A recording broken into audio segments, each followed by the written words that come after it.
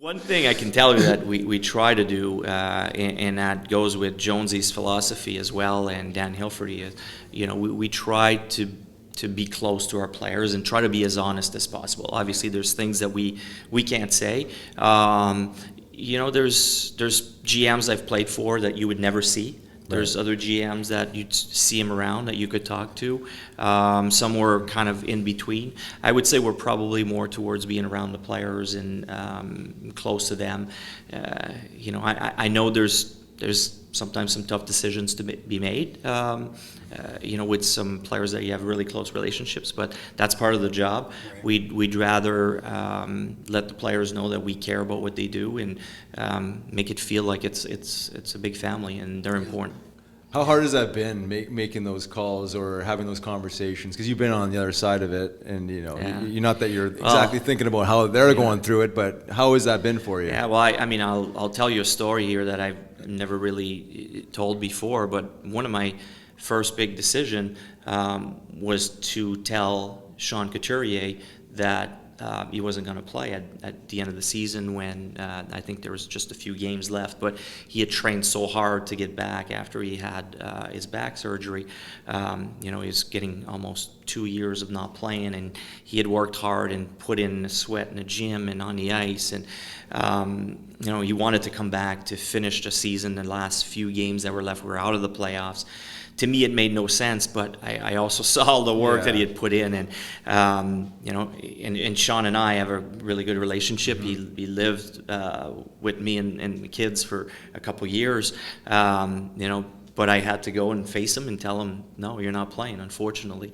And I know he wasn't happy with me, and we can laugh about it now, right. Because he was able to come back last season and he feels great. But that was the first probably big decision that I had to make a couple days into to the job. So it wasn't a fun one, but sometimes it is what it is. I guess it's like the butterflies of like preparing for a big game or something, right? If you have a big conversation, there's probably some sort of mental prep that's required. Yeah, and you got to be prepared to go in any different directions. You never know where it's going to go sometimes.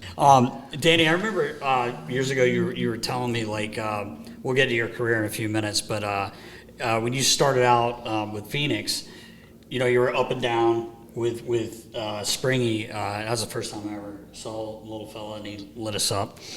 Didn't fight Frankie. Couple nights. Didn't fight Frankie that night, but I turned the other way every time I saw him. I can't even imagine. He's too busy scoring over here. He's scoring too many goals. But no, what I was going to say was, you had said that, like, you get called up, it's great. You get sit down, maybe your attitude wasn't as great as you thought it should be. Does that help you now? And speaking of Lawitz, it reminds me of the year he went down for a full season and had the right attitude. But does that help you learn from when you were younger as a GM to sit a guy down and think, hey, I got to sit you down, but look. Absolutely. Yeah. Absolutely. It's, and I look back, that's one of the area that I'm disappointed in how I handled it, early on in my career. Looking back, up to that point, I had never really faced a lot of obstacle. I went every level. I just kept going up, and juniors to the American League, were drafted to the American League, and then to the NHL. I was just, that's how it's supposed to be. Right. And all of a sudden, you hit the wall, and they're sending you down. Looking back, it wasn't probably the best way to handle it. Pouting a little bit, feeling sorry for yourself. Definitely, it helps me now, and I've had the discussions with Morgan Frost when I was working in player development, and he was going back and forth a couple times. We had the same discussion, not last season, the season before, with Cam York, and we talked about that probably last week. How he had a great attitude. He wasn't happy, right? But he went back to Lehigh Valley. I think he spent 2.5 months there, but really he put in the work, and he left it all out there, and he was back in the NHL, and he said, that was really helpful. I realize now how important it was for me to go back to the minors, play a lot of minutes, and then when he came back, now there's no looking back anymore. He's part of the core moving forward for us. So Yeah, it helps, but I'm still a little flustered in how I handled myself in that situation. You're also a kid, and I think anyone's going to be disappointed that I know what you're saying, though, but it's good that you did go through that, because as a GM now, like you just said, it helps. And it makes me think of Riles was, battling, trying to get to the NHL, and the year he made the team out of camp after 3 games. I think our last game was in New York, and I'm in the truck heading back to being Harrier, driving back to the zone with the gear, and Homer calls me and he says, "Hey, just letting you know, I talked to Riles already, but he's going to where the hell were you sent to? You didn't play in Lehigh." No. When you got sent down that time. It was the Phantoms. It was the Phantoms, but was it in Adirondack or Philly? It was Philly. He's like, yeah, and I was like, oh, all right. And I was like so disappointed, right? 'Cause he's my guy. So I hang up, and then next morning, Homer and I are early. We were in the hot tub there, and he says, "You okay?" And I said, "Wait, yeah, why?" He says, "You were more upset than Riley was when I told him he was going down." I said, "Well, goddamn it." Well, I was used to the adversity. Yeah, so I was just another day at the office. When you score 480 points, you knew how to handle it already. I was like expecting it or something, But I could imagine if it's your first time really facing adversity in your craft. Yeah. I mean, being disappointed is one thing, but like you don't really know how to handle the situation. How can you have that experience? Yeah, and you still see it all the time. Yeah. Right. The guys that have gone through adversity early, before they get to the NHL or early in their career, usually they're more equipped. They're better equipped to handle setbacks or things that don't go your way. Yeah. Right. Because I wouldn't say very few guys, but you're probably in a specific bracket of players that can go a certain length of your career without really ever being cut or ever probably being benched or scratched, because there's obviously elite players. You just never know. You never know. Yeah. And at the time, you don't know, right? When you're 20, 21 years old and you're being sent down, you just think it's the end of the world and your career's over.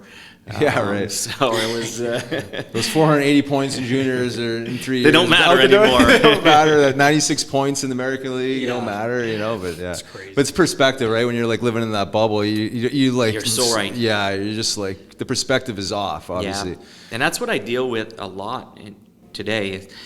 As a player, everything is geared for today. How can I be the best that I can be today? I don't care about what's going to happen tomorrow. You don't even think about that.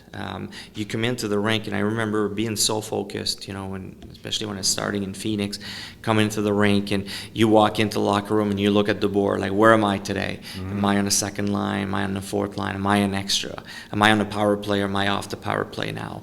And your world revolves around that every single day, and you don't care about 2 days down the road, a week, whatever. No. It's all about this. And then now, in this role as a GM, it's about 3 years, 5 years, 7 years down the road. So you got to keep an open mind when a player is struggling for a couple games and you send him down. And I try to understand that in his world, it's the end of it, because he's so focused. Yeah, that's right. But you're doing it for a reason. You're doing it because you want him to regain the confidence and feel good about his game so he can come back and help you. But it's totally different. Yeah, when you're in it, you're just like your world is just you, and you can't really see anybody else's perspective. Certainly not the general manager's perspective. Absolutely how they see not. that. Never. It's too far removed. Yeah. How do the conversations go? Like, are you a little bit more compassionate towards the player when you're like sending them down? Are you like transparent with like 100% transparency, or is there a little bit of like a tough, not tough love? But the one thing I do remember is when you're being told in the moment, like for me anyway, the world shuts down. Yeah. It's all dark. You start thinking about all kinds of things. You don't hear anything. Charlie Brown. There's some noise, but you don't hear anything. So, when I tell them, I usually try to set a conversation for a day or two later to catch up. And smart. When they can have the chance to get their bearings together, and so they can kind of clearly hear you when what you have to tell them. Yeah, and that's super powerful. That would never happen back in the day. The fact that you actually care that much, that you essentially care about the players' feelings, right? Because they do have feelings. Obviously, in Absolutely. business, it's like, okay, well, like feelings don't matter, but they do because Absolutely. they're important. But the fact that you give space like that, let the guys stew on it a little bit. You want to, because we all care for the players. Of course, you know how it yeah. is. So you want to try to put him in the best position. And I know it's not fun to hear that in the moment. 2 days later or a day later, you can explain why and the reasoning. And I still remember when we went through it with Cam York. In the moment he was livid. Yeah, You sure. could see in his face Yeah. he wasn't happy.